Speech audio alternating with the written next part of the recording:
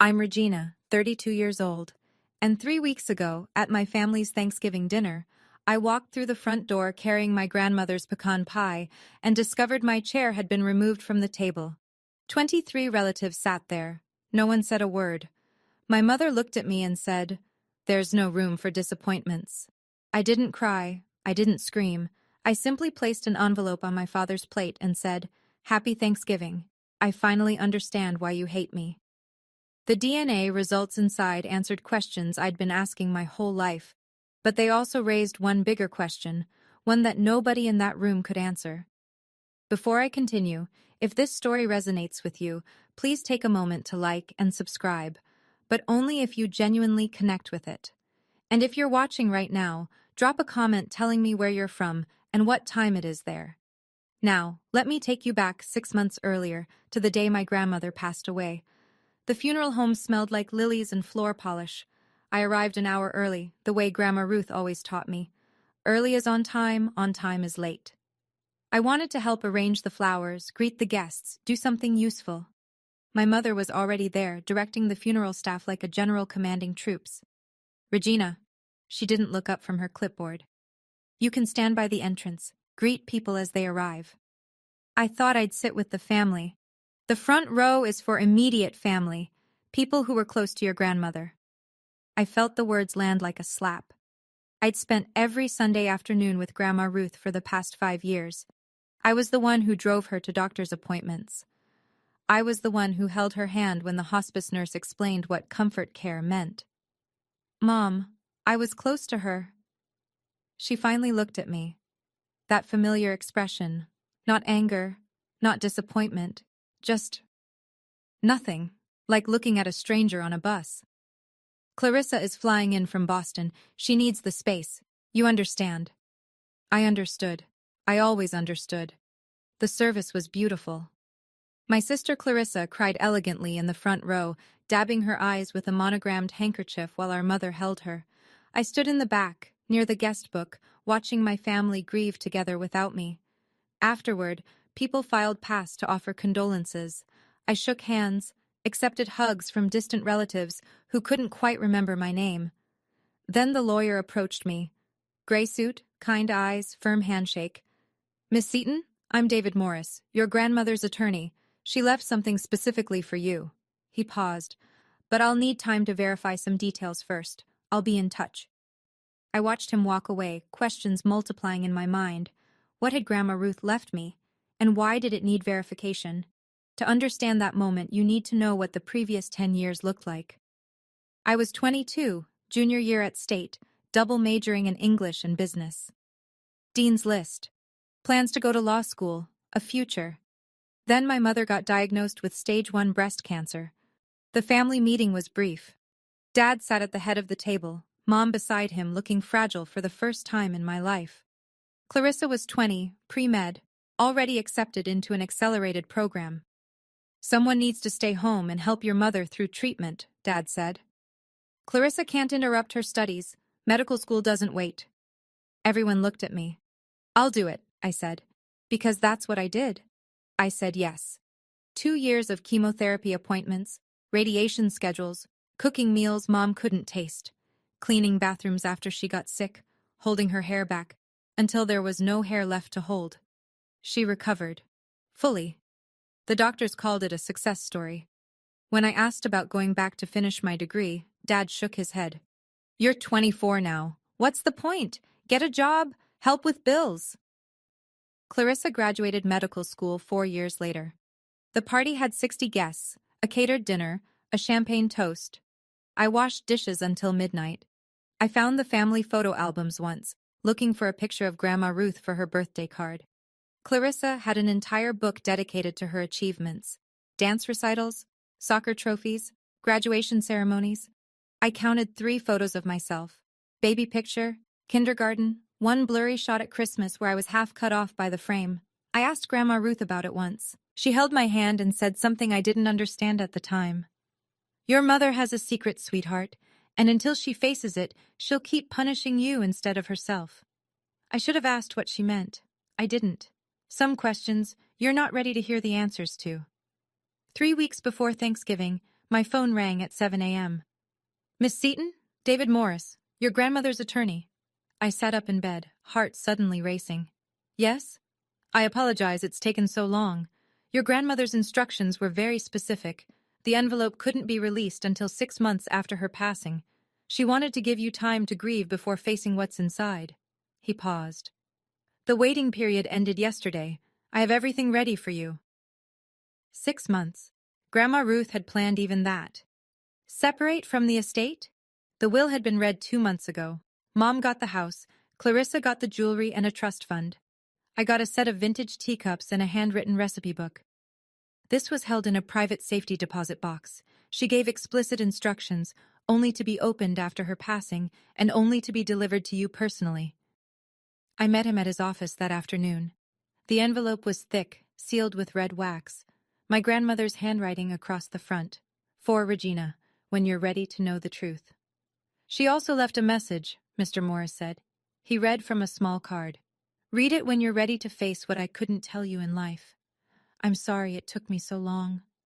I love you, Ruthie. My hands trembled as I took the envelope.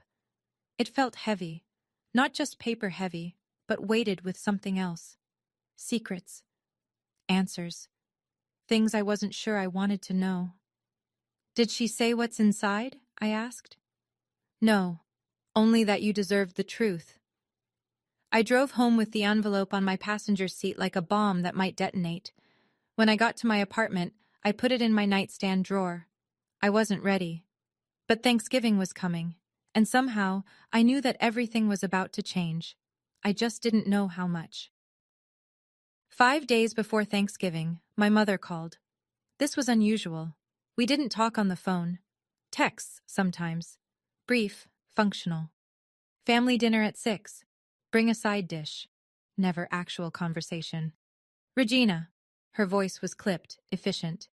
Thanksgiving this year is at our house. The whole family. Both sides. Okay, I'll make Grandma Ruth's pecan pie. Clarissa has an announcement. Something wonderful. A pause waited with meaning. Everyone's coming. Aunts, uncles, cousins, 20-something people. This is important. I knew what she wasn't saying. Don't embarrass us. Don't be yourself. I'll be there. Good. Arrive an hour early. Someone needs to help set up the table. She hung up without saying goodbye. I sat with my phone in my hand, staring at nothing. Then I looked at my nightstand drawer. The envelope was still there, unopened. What was I so afraid of? I pulled it out, turned it over in my hands. The red wax seal. Grandma Ruth's familiar handwriting. When you're ready to know the truth. Was I ready? The next day, I found out what Clarissa's wonderful announcement was. She posted it on Instagram. A photo of herself cradling her very pregnant belly, a string of heart emojis, and the caption, Baby Ruth Seaton Wells arriving any day now. 3rd trimester glow is real. My perfect sister was having a perfect baby with her perfect lawyer husband. The family would celebrate. Champagne would flow. My mother would cry happy tears. And I would be there, invisible, passing the mashed potatoes. Something shifted in me then. A crack in the wall I'd built to survive. Maybe it was time to stop being invisible. That night, I opened the envelope. My hands shook as I broke the wax seal. Inside, a handwritten letter, 3 pages long. A folded document with a medical laboratory letterhead. A photocopy of what looked like a birth certificate, portions blacked out with marker. I read Grandma Ruth's letter first. My darling Regina, I'm sorry. I've carried this secret for 32 years, and I should have told you sooner. I was afraid of what it would do to our family, afraid of losing your mother, afraid of hurting you. But you deserve the truth. You are not Harold's biological daughter. I had my suspicions for years. The way your mother looked at you, not with love, but with something else. Guilt, maybe. Fear.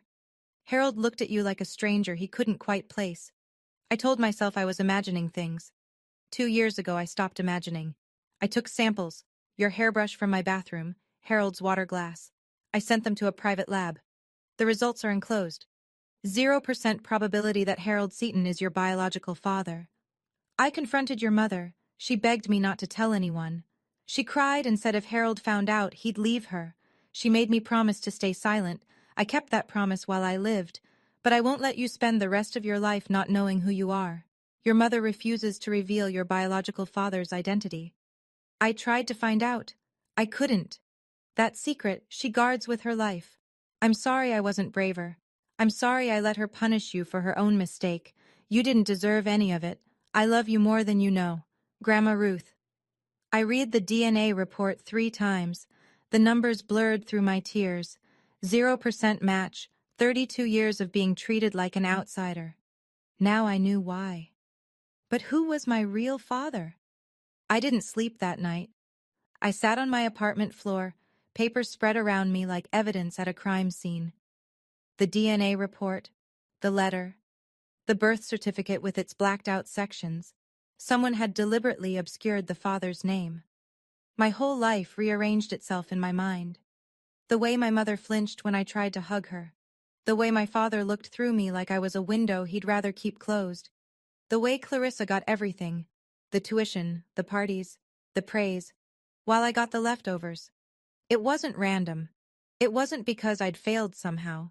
It was because every time they looked at me, they saw the evidence of a lie. I had 2 choices. Keep quiet, fold the papers back into the envelope, show up at Thanksgiving, set the table, pass the gravy, be invisible, stay the family disappointment, never know who I really am, or speak, risk everything, lose the family I'd spent 32 years trying to earn. But finally stop apologizing for existing. I thought about what Grandma Ruth wrote. You didn't deserve any of it. 32 years I'd believed I was broken. That if I just tried harder, loved more, gave more, sacrificed more, someday my parents would love me back.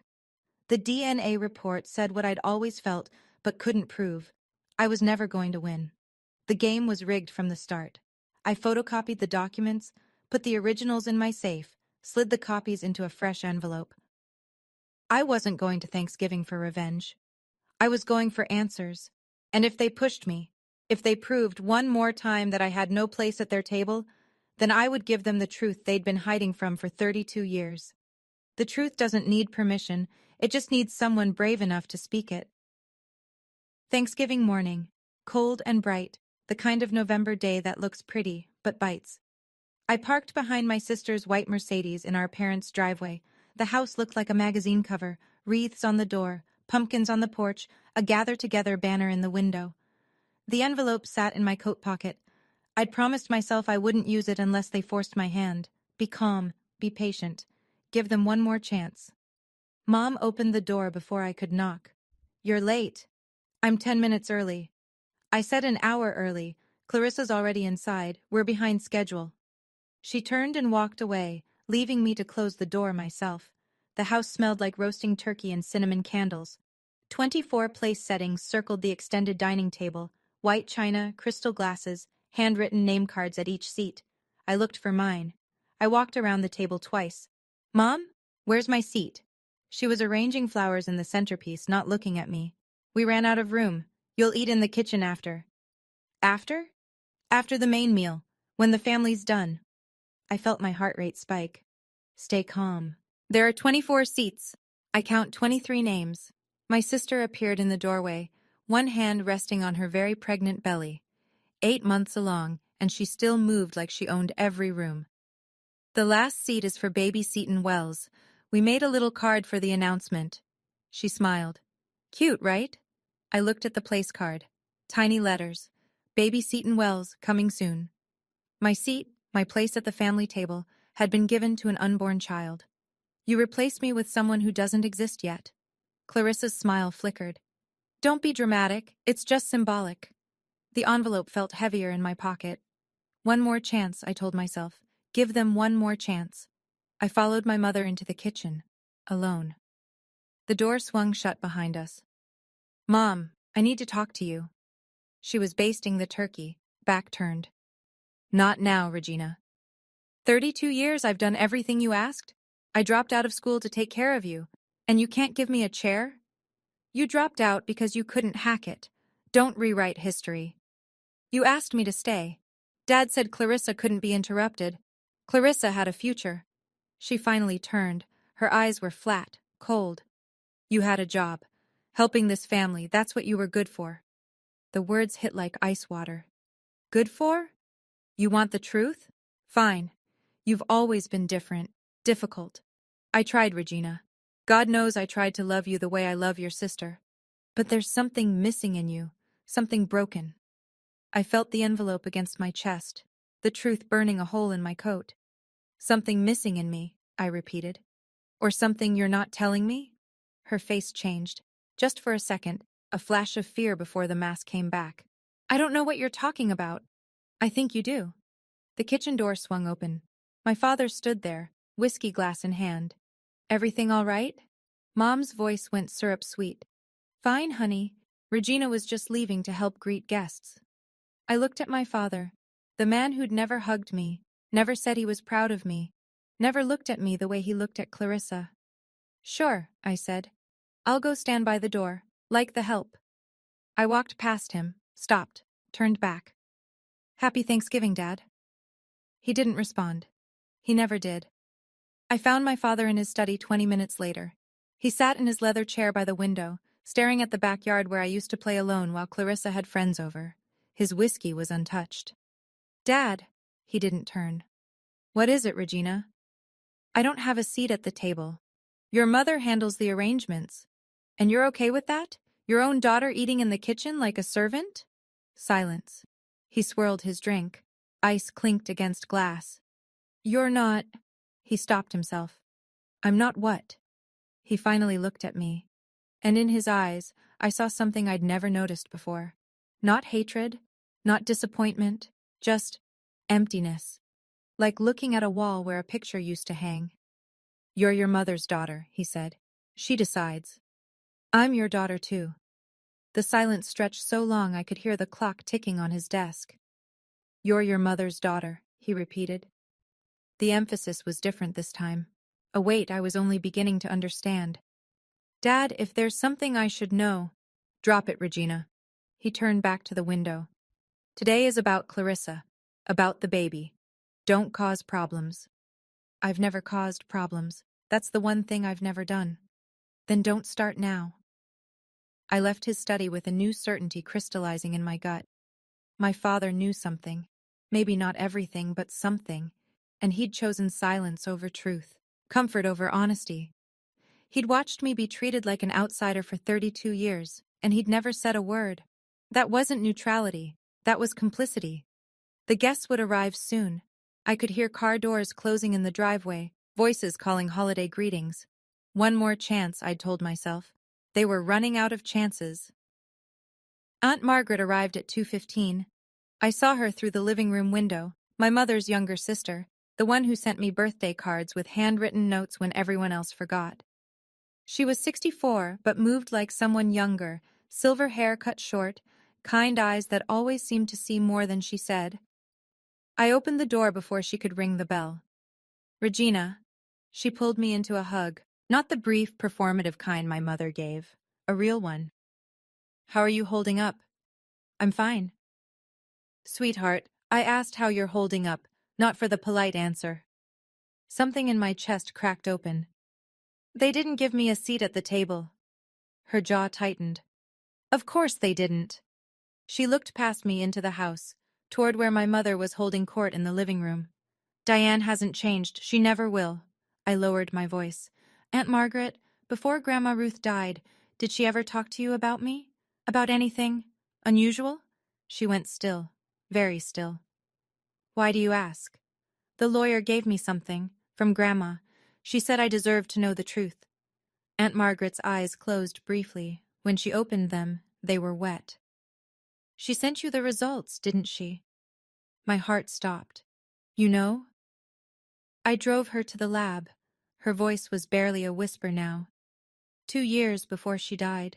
She made me promise not to tell anyone until she was ready. Then she got sick so fast and... Aunt Margaret, who is my real father? I don't know. Only Diane knows that. She gripped my hands. But whatever you're planning to do, Regina, be careful. Your mother has spent 32 years burying this. She won't let it come up without a fight. I'm not looking for a fight. No. She studied my face. You're looking for the truth. That's more dangerous. Aunt Margaret pulled me onto the back porch, away from the arriving guests. The November air bit through my sweater, but I barely noticed.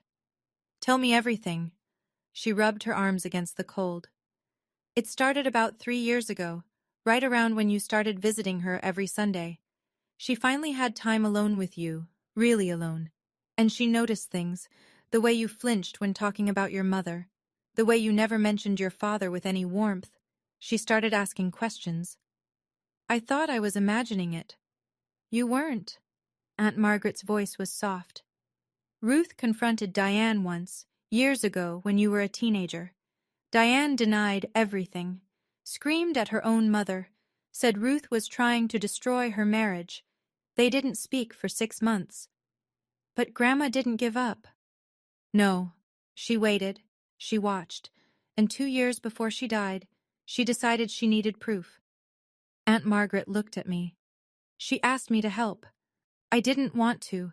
It felt like betrayal, going behind my own sister's back. But Ruth said something I couldn't argue with. What? That child has spent her whole life being punished for a sin she didn't commit. If I don't find out the truth, she never will. My throat tightened. Even after death, Grandma Ruth was still fighting for me. We got the samples about 18 months before she passed, Aunt Margaret continued. Hair from your brush when you visited, water glass Harold used at a family dinner. Ruth sent them to a private lab. When the results came back, she wanted to tell you immediately. But then she got her diagnosis, and she was afraid of leaving you alone with that knowledge while she was dying. So she set up the delay with the lawyer. 0%, she nodded. Ruth confronted Diane one last time. Diane fell apart, begged on her knees, said if Harold found out he'd leave her, said it would destroy Clarissa. She made Ruth promise to take the secret to her grave. But Grandma couldn't do it. She couldn't let you spend your whole life in the dark.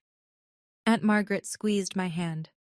She loved you so much, Regina, more than you know. By 3 o'clock, the house was full. 23 relatives packed into the living room and dining area, filling the space with chatter and laughter and the clink of pre-dinner drinks. Cousins I saw once a year. Aunts who air-kissed my cheek without making eye contact. Uncles who called me Rachel or Rebecca before being corrected. I stood by the kitchen doorway, watching my family celebrate without me. My father tapped his wineglass with a fork. The room fell silent. Before we sit down, he said, I want to say how grateful I am for this family. For my beautiful wife Diane, who made this meal possible. For our daughter Clarissa, who makes us proud every day. He raised his glass toward my sister. And for my soon-to-be grandchild, who we already love more than words can say. No mention of me, not even a glance in my direction. Clarissa stood up, radiant in a cream-colored dress that showed off her baby bump. Her husband Marcus put his arm around her. Thank you all for being here, she said. We have an announcement, though I'm sure most of you already saw on Instagram. Light laughter. We're expecting, due any day now, and we've decided to name the baby Ruth after our grandmother. The room erupted in applause. My mother's smile flickered, just for a second, before she wiped what looked like happy tears. Everyone hugged Clarissa. I stood frozen. They were naming the baby after Grandma Ruth. I watched my mother's face carefully. She hadn't known about this. Clarissa had probably announced it to surprise her, thinking it would be sweet. The irony was so thick I could choke on it. My mother was trapped. She couldn't object without explaining why, and she couldn't explain why without revealing everything. For once, Clarissa's thoughtlessness had backed our mother into a corner. Aunt Margaret caught my eye across the room. Her expression said, Not yet. Be patient. But patience was getting harder by the minute. Regina, my mother's voice cut through the noise. Guests are seated. Go to the kitchen and make sure the serving dishes are ready. Let the adults enjoy the meal. Let the adults enjoy the meal. I was 32 years old. I need to pause here for a moment, because I know some of you understand exactly what I'm feeling right now. Have you ever stood at the edge of a family gathering, watching everyone else belong, wondering why you never could? If you have, comment I understand below. And if you haven't subscribed yet, now's the time, because what happens next changes everything. Let me tell you about the toast. The toast started innocently enough. Clarissa stood at the head of the table, sparkling cider in hand, no alcohol this close to her due date. Pregnancy glow in full effect. 23 faces looked up at her adoringly. I stood in the kitchen doorway, dish towel over my shoulder like a uniform. I want to thank everyone for being here, she began. Especially Mom and Dad, who sacrificed so much to give me every opportunity. The piano lessons, the private school, the medical degree. She laughed. I know I wasn't cheap. Polite chuckles around the table. And I want to acknowledge someone else. She turned toward me. My heart lifted for one stupid, hopeful second. My sister Regina, who stayed home when Mom was sick so I could pursue my dreams. The room made sympathetic noises. I waited for the rest, the gratitude, the recognition, something. Every successful family needs someone who stays behind, Clarissa continued. Someone to hold down the fort while the rest of us reach for the stars. Regina is that person. She's our foundation. Foundation. The thing people stand on, walk over, never see.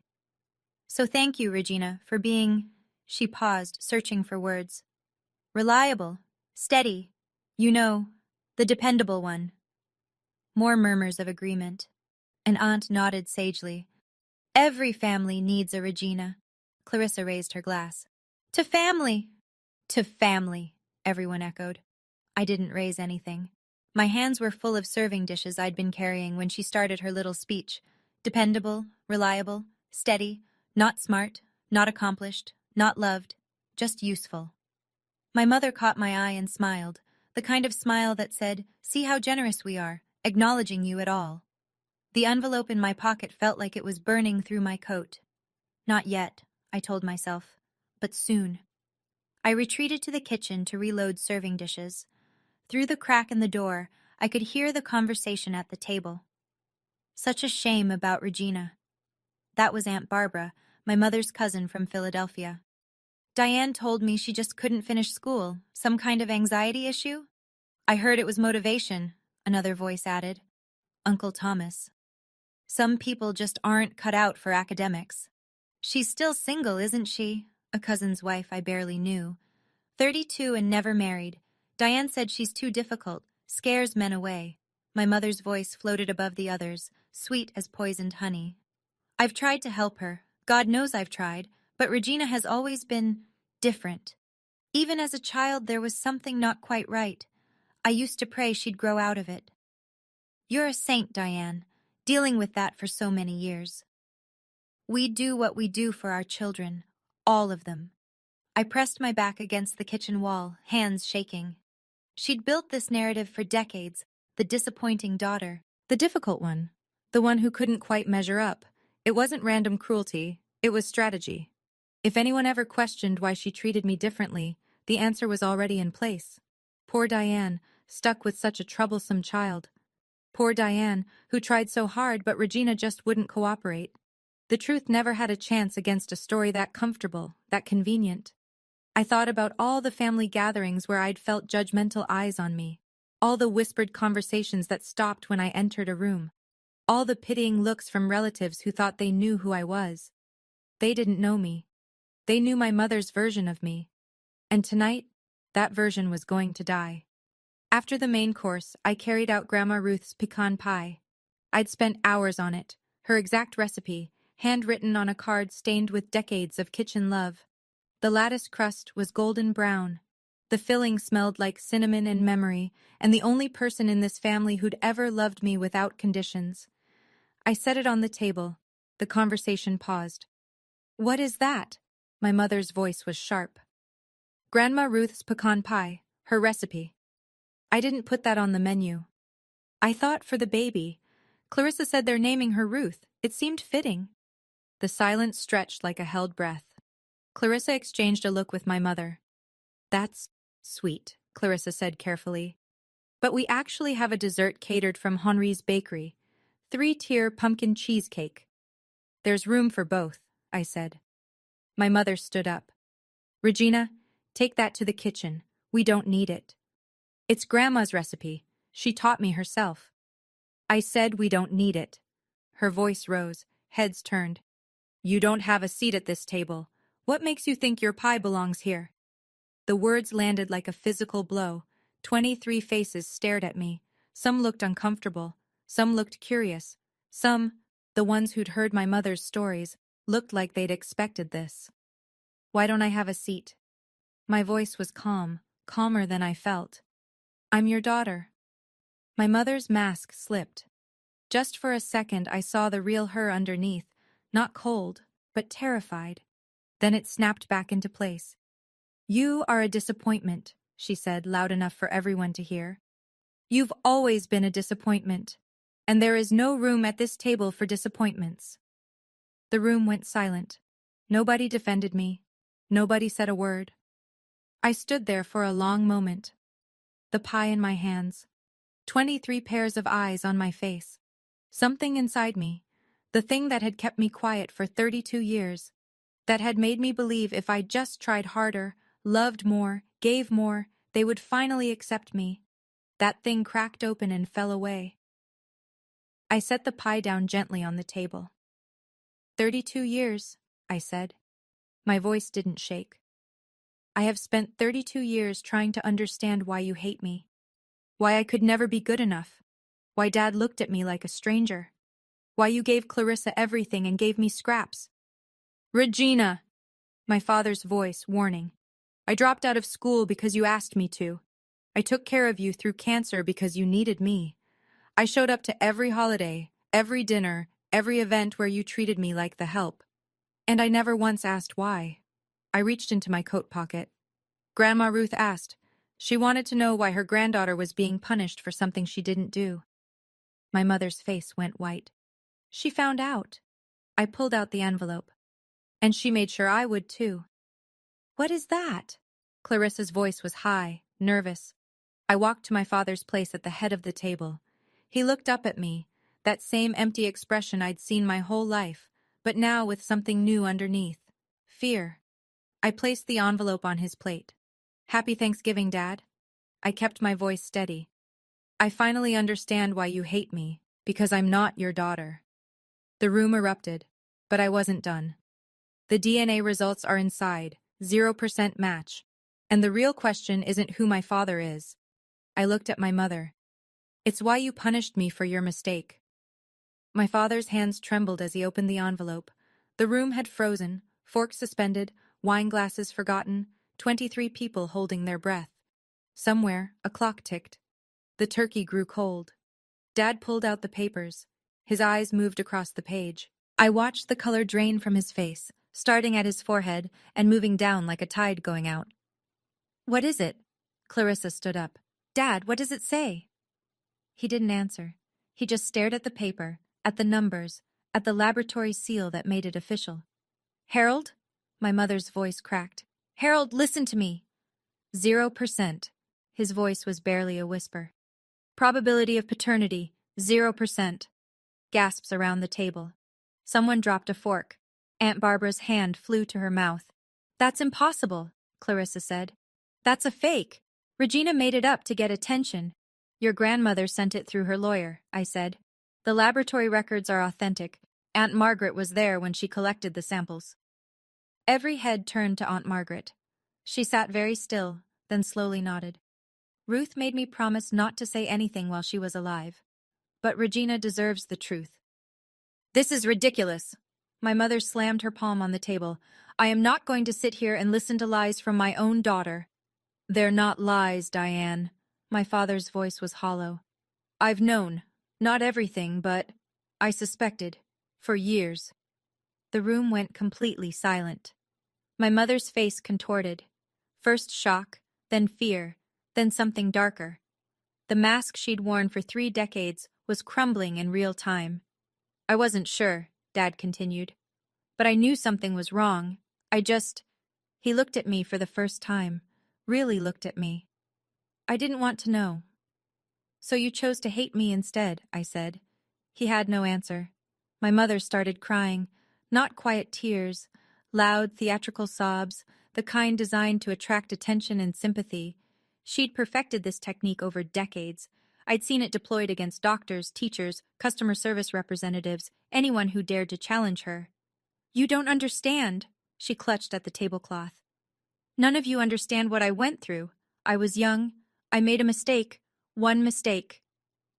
A mistake you made me pay for, I said. Every day of my life. I tried to love you. God knows I tried. She looked around the table, seeking allies. But every time I looked at you, I saw what I'd done. It was too hard. Don't you see? I'm the victim here. Aunt Margaret stood up. Her voice was steady and cold. Diane, you had an affair. You got pregnant. You lied to your husband and let him raise another man's child. And when that child became a daily reminder of your guilt, instead of dealing with it, you abused her. I never abused anyone. You denied her love. You denied her a place at your table. You told everyone who would listen that she was broken, difficult, a disappointment, so that no one would ever believe her over you. Murmurs around the table. People shifting in their seats. The cousins and aunts and uncles who'd spent years accepting my mother's version of events were seeing it differently now. That's not abuse, Clarissa protested, but her voice was uncertain. That's just family dynamics. Family dynamics? I almost laughed. She stole my childhood, my education, my self-worth. She turned me into a ghost in my own home, and she did it on purpose. My mother's sobs intensified, but I noticed something. Nobody was comforting her. For the first time in 32 years, nobody was on her side. My father sat motionless, the DNA report still in his hands. Dad? Clarissa's voice shook. Dad, say something. This doesn't change anything. You're still my father. Regina is still... When did you know? I cut her off, staring at him. When did you first suspect? He was quiet for a long time. The whole room waited. You were 5 years old, he finally said. You fell off your bike, needed stitches. The doctor mentioned your blood type, O negative. Diane and I are both A positive. He set down the papers. I looked it up. That shouldn't be possible. You knew since I was 5? I didn't know, I suspected. I convinced myself there must be an explanation. He couldn't meet my eyes. It was easier to doubt than to know for certain. Easier for who? My voice cracked. For you? It wasn't easier for me. I know. You watched her treat me like nothing for 27 years. You never said a word. You never protected me. I know. You let me think something was wrong with me, that I wasn't good enough, that I didn't deserve to be loved. I know. His voice broke. I'm sorry. Is that why you chose me? The question came out before I could stop it. When Mom got sick, you picked me to drop out, not Clarissa, because I wasn't really yours. He couldn't meet my eyes. That was answer enough. I told myself it was practical, he said quietly. Clarissa's career was more important. But deep down, yes. I protected her because she was mine. I sacrificed you because you weren't. The honesty was brutal, but at least it was honest. 2 words earlier, and now this confession. 27 years since he first suspected, 32 years of my life, and only now was he being real. Sorry doesn't give me back my childhood. Sorry doesn't erase the nights I cried myself to sleep wondering what I did wrong. Sorry doesn't fix anything. He looked at me, finally, fully, and I saw tears in his eyes. Harold Seaton, who never showed emotion, who raised me with cold indifference, was crying. I don't expect forgiveness, he said. I just wanted you to know. It was never about you. It was about my own cowardice. You deserved better. I nodded slowly. Yes, I did. I turned to my mother. The crying had stopped. She sat rigid in her chair, mascara streaking her cheeks, looking suddenly older than her 58 years. Who is my father? Don't, she whispered. Regina, please. You owe me this. After everything, tell me who he is. I can't. Can't or won't. Her jaw tightened. That flash of steel I knew so well, the Diane Seaton who always got her way, who controlled every narrative, who never lost a battle in her life. I will take that secret to my grave. Why? I stepped closer. Is he someone I know? Someone in this room? Murmurs rippled through the guests. People looked at each other nervously. Don't be ridiculous. But her voice wavered. Is he alive? Does he know I exist? Enough! She slammed her hands on the table. I made a mistake 33 years ago. I have paid for it every single day since. I will not drag another person into this disaster. Another person? I caught the word. You mean him. You're protecting him. I'm protecting everyone. You're protecting yourself. You always have. Aunt Margaret spoke up. Diane, the girl deserves to know who her father is. Stay out of this, Margaret. You've done enough damage. I studied my mother's face, the fear, the defiance, the desperation. She wasn't just hiding a name, she was hiding something bigger, something that would make this worse. Fine, I said. Keep your secret. I'll find him myself. Her eyes widened. You can't. I can. DNA databases, genealogy websites, private investigators. One way or another, I'll know. I picked up Grandma Ruth's pie from the table. Enjoy your Thanksgiving. I turned toward the door. Behind me, I heard my mother's voice, barely a whisper. If you find out, you'll wish you hadn't. I didn't stop walking. Before I tell you what happened next, I want to know what you think. Who do you believe my real father is? Someone my mother worked with? Someone from the family? Comment your theory below. I read every single one. If you're new here and this story has you hooked, hit subscribe and the notification bell. Because the aftermath of that Thanksgiving, it changed everything. Let me tell you about the fallout. I walked to the front door, Grandma Ruth's pie in my hands, 23 pairs of eyes on my back. Clarissa caught up with me in the hallway. Regina, wait. She grabbed my arm. Her face was blotchy, mascara running. You can't just leave. You've destroyed everything. Did you hear what I said in there about the DNA? I heard. Her voice cracked. But that doesn't... you're still my sister, right? We grew up together. Mom is still your mom. For a moment, I saw something real in her eyes. Fear. The same fear I'd lived with my whole life, the terror of not belonging. Then it hardened into something else. This was supposed to be my day. My special day. And just like that, the moment was gone. I stopped, turned. My sister's perfect face was flushed, panicked, mascara threatening to run. What exactly did I destroy, Clarissa? Thanksgiving, Mom and Dad's marriage, my pregnancy announcement. Her voice rose. This was supposed to be my day, my special day, and you made it about you. I looked at her, really looked, for the first time in years. The golden child, the perfect daughter, the one who got everything I was denied. You've had 32 years of special days, I said quietly. Every birthday party that was bigger than mine. Every achievement that was celebrated while mine was ignored. Every time Mom looked at you with love and looked at me with nothing. That's not my fault. No, it's not. I pulled my arm free. But you enjoyed it. You never once questioned why I was treated differently. You never stood up for me. You just accepted that you deserved more. Her mouth opened, closed. No words came out. I'm not angry at you, Clarissa. I'm just done pretending we're sisters in any way that matters. We share a mother. We share a woman who loved you and resented me. That's not the same thing. I opened the front door.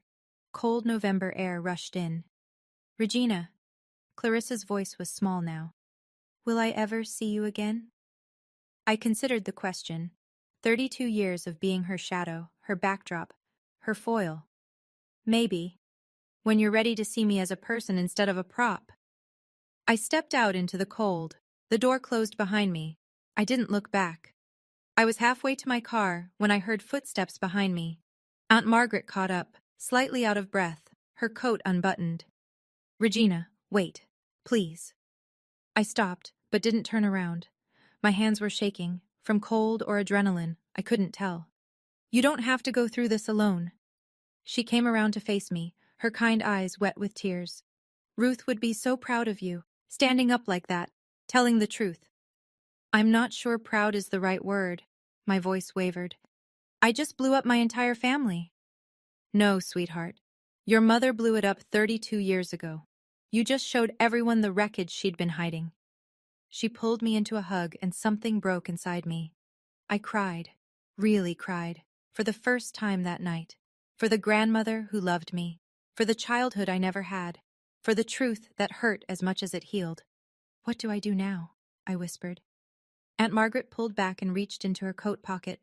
She handed me a folded piece of paper. Ruth wanted you to have this. She was going to give it to you herself, but she ran out of time.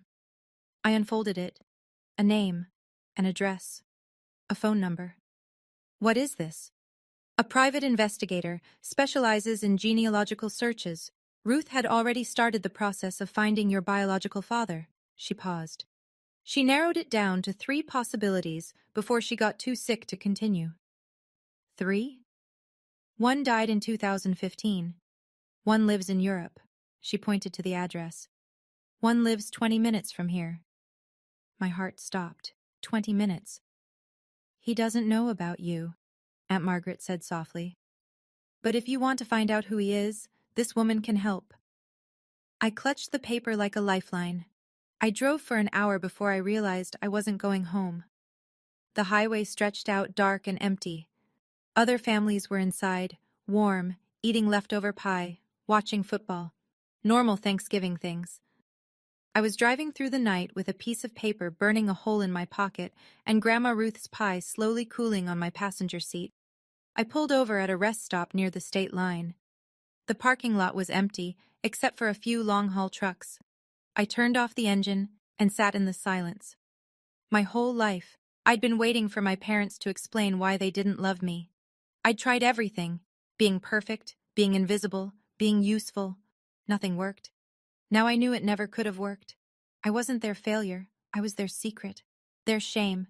Every time they looked at me, they saw the lie at the center of their marriage. I pulled out my phone and looked at the number on the paper. The investigator. The trail to my biological father.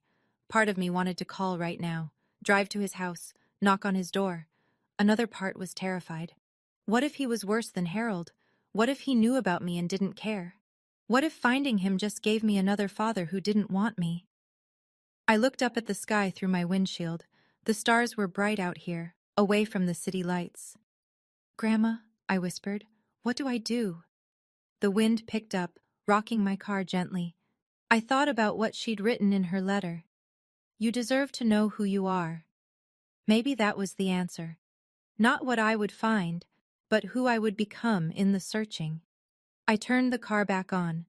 I still didn't know where I was going, but for the first time, I was the one driving. 1 week after Thanksgiving, my phone buzzed with a text from Aunt Margaret. Your father filed for divorce this morning. Thought you should know.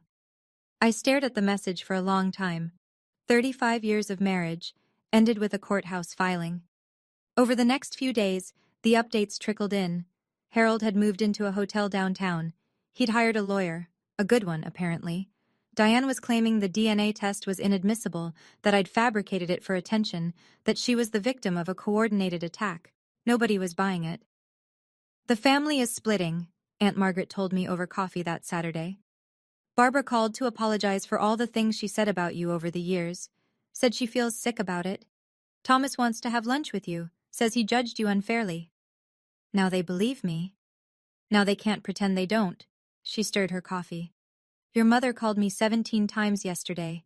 She's losing the narrative, and she doesn't know how to function without it. My phone buzzed again. Clarissa, the 7th call this week. I let it go to voicemail, then read the transcript.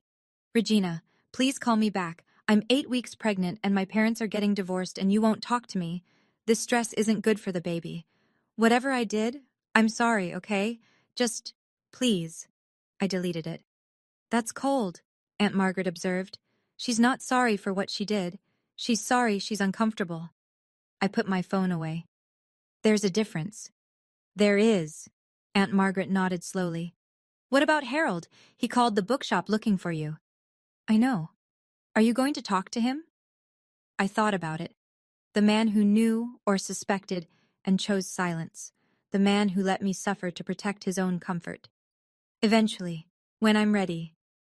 If I was ever ready. 2 weeks after Thanksgiving, Harold found me. I was shelving books in the biography section when I heard the bell above the door. Something made me look up. He stood in the entrance, smaller than I remembered. Older. His coat hung loose on his shoulders like he'd lost weight. Regina. His voice was hoarse. Can we talk? I led him to the coffee corner at the back of the shop.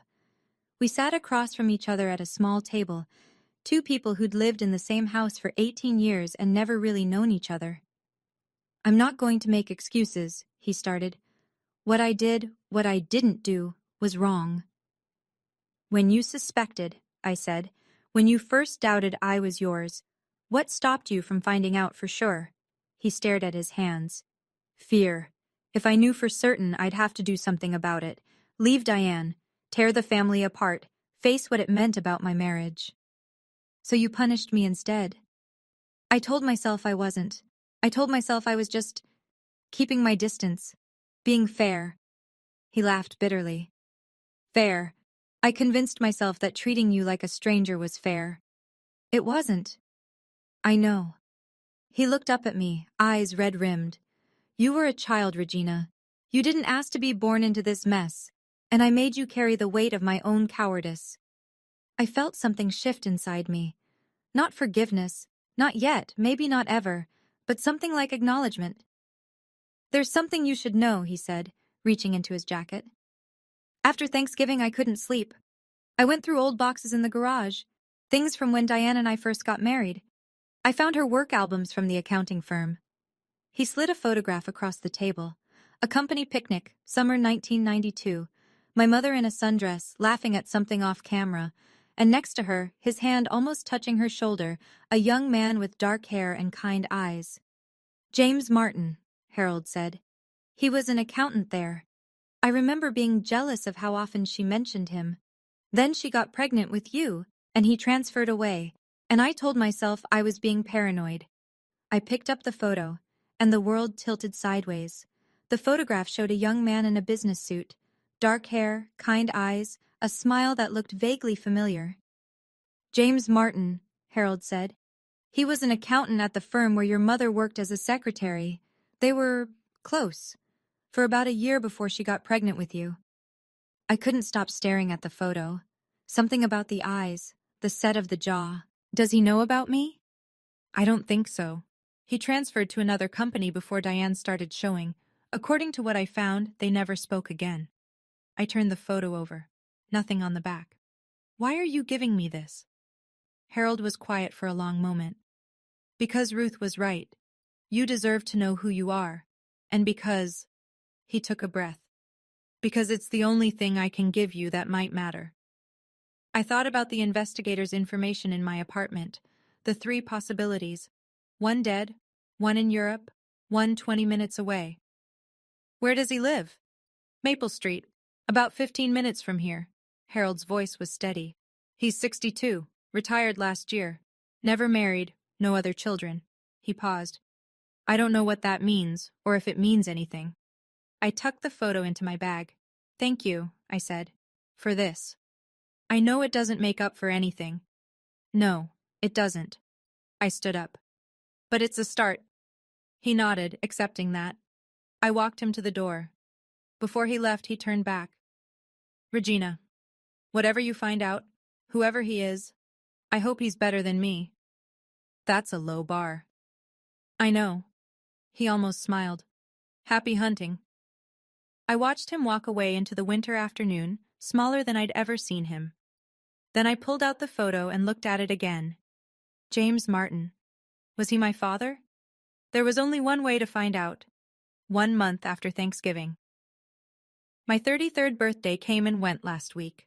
Aunt Margaret baked a cake shaped like a stack of books, and for the first time in memory, I actually celebrated. I'm sitting in my new apartment, a studio above a bakery on Oak Street, 3 blocks from Aunt Margaret's house. The walls are bare except for one photograph, me and Grandma Ruth at my 8th birthday party. The only picture from my childhood where I'm genuinely smiling. Things are different now. I enrolled in community college, evening classes, twice a week. Business administration. The degree I never got to finish. My professor is younger than me. I don't care. The bookshop gave me more hours. The owner, Mrs. Patterson, told me she'd always wanted to make me assistant manager but thought I wasn't interested. "You seemed so beaten down," she said. "Like you didn't believe you deserved more." She was right. I didn't. I'm learning to. Clarissa had her baby last week. A girl. They named her Ruth, like they said they would. My mother called to tell me. First time we'd spoken since Thanksgiving. Your niece was born, she said, voice carefully neutral. I thought you'd want to know. Congratulations, I said. I hope she's healthy. She is. 7 pounds 4 ounces. Clarissa wants you to come visit. I'll think about it. Regina. I'll think about it, Mom. I hung up. I didn't feel guilty. That's new for me.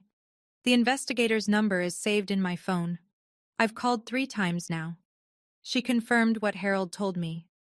James Martin, 62, lives on Maple Street. Retired architect. No family of his own. I haven't gone to see him yet. Some days I think I'm ready. Other days the fear wins. But I'm not giving up. I'm just taking my time. For the first time in my life, I have all the time I need. Nobody's making me rush anymore. Last night, I read Grandma Ruth's letter again. I've read it so many times the paper is soft at the creases, the ink starting to fade where my fingers have touched it most. But there's one part I keep coming back to. A postscript I almost missed the first time, written in smaller letters at the bottom of the last page. P.S. Regina, I want you to remember something. You were not a mistake. You were not a punishment. You were not something to be ashamed of. You were a miracle I got to love for 30 years. The bravest, kindest, most resilient person I've ever known. Not in spite of what you went through, but because of how you survived it. Your mother's choices are not your story. Her shame is not your burden to carry. You are allowed to be happy. You are allowed to be loved. You are allowed to take up space in a room without apologizing for existing. Whoever your father is, wherever he is, he doesn't define you either. You are already whole. You always have been. I'm sorry I couldn't be there to see you rise. But I know you will. You were born to. Find your truth, but don't let it consume you. Live, sweetheart. That's the only revenge that matters. All my love, forever, Grandma Ruth. I held the letter to my chest and cried. Not the broken, hopeless tears I'd cried so many times before. These were different. Cleansing, like rain after a drought. She believed in me when no one else did. She saw me when everyone else looked away. And even though she's gone, I feel her with me, in this apartment, in my choices, in the life I'm finally building for myself. I'm trying, Grandma, I whispered. I'm really trying. Somewhere, I know she heard me. Today. I'm sitting at my kitchen table, with 4 chairs, in my apartment, looking at my phone. There's a text message I haven't opened yet. It arrived this morning from a number I don't recognize. I already know what it says. The investigator told me it was coming. James Martin found out about me. Someone, Harold probably, told him. He reached out through the investigator, asking if I wanted to meet. I've read the preview 50 times. Hello, Regina. I don't know if this is welcome, but I recently learned that I might be... The rest is hidden behind the notification. I haven't swiped to open it yet. Aunt Margaret is coming for dinner tonight. I made Grandma Ruth's pot roast, another recipe from the handwritten book. The apartment smells like rosemary and home. There's a photo on my fridge now. Me and Aunt Margaret at the bookshop, the day I got promoted to assistant manager. Both of us grinning like idiots. I'm 33 now, a college student again. I have a job I actually care about, an aunt who loves me, and a grandmother who believed in me when no one else did. I have questions that might never get answered, a mother I may never forgive, a sister I'm not sure I want to know, and a message on my phone from a man who might be my father. I'll open it, eventually, when I'm ready. But not right now. Right now, I have a pot roast to finish, an aunt to hug, a life to live. For the first time in 33 years, I get to choose what happens next. Not my mother, not Harold, not a secret that's older than I am. Just me, Regina Seaton, whoever that turns out to be. I'm finally holding the pen, and that's everything. If there's anything you take from my story, I hope it's this. You don't owe your silence to people who hurt you. Setting boundaries isn't abandoning your family, it's protecting yourself.